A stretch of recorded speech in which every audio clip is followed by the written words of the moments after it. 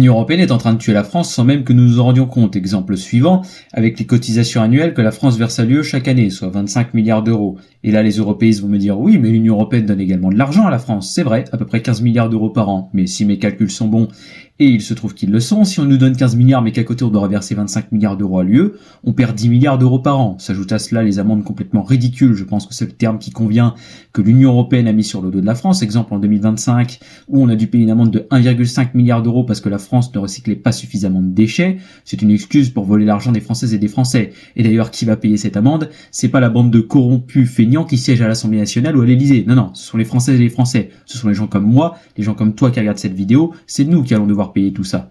S'ajoute également cette deuxième amende liée à la pollution. Cette fois-ci, on a dû verser 10 millions d'euros à l'Union européenne en 2021 et 20 millions en 2022 parce que la France polluait trop. Je rappelle une petite chose, c'est que la France c'est 0,9% des émissions mondiales de CO2. À titre de comparaison, la Chine c'est 30%. S'ajoute à cela cette énième amende de 40 millions d'euros qui est liée au taux de nitrate présent dans les eaux, comme si l'Union européenne en avait quelque chose à faire de la santé des Françaises et des Français. Cette même UE, qui il y a quelques mois de cela était favorable aux accords du Mercosur, qui vise à introduire par exemple de la viande, bourrée d'OGM et de produits chimiques qui sont pourtant interdits au sein de l'UE, en France et en Europe, n'est-ce pas là contradictoire?